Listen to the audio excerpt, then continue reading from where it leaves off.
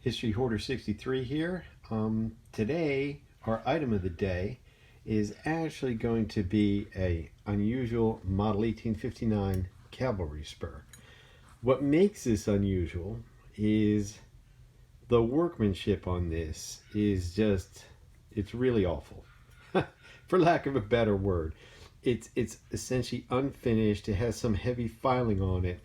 This is not the quality that you would have seen either from the Allegheny Arsenal or any of the federal contractors. I mention Allegheny Arsenal because this particular spur is pretty much a direct copy of an Allegheny Arsenal spur. If you hold on one second here. The bottom spur is your Allegheny Arsenal product, clearly marked Allegheny Arsenal. Same ridge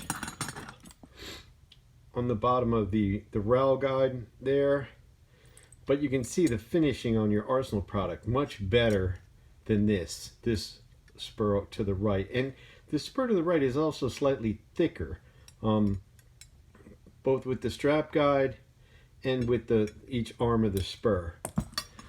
I spoke with Howard Crouch shortly before his death about this particular spur, and he said something that I kind of was leaning to at the time. Neither of us could prove it, but he felt pretty strongly that the Confederates at some point had made copies of the Model 1859 spur.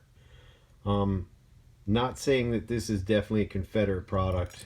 We can't say that, but the workmanship on this spur is really substandard. It's more typical of something you would see coming out of a Confederate, spur factory. And even their spur factories, usually the finishes are better. This is just really not well done. Very crude product.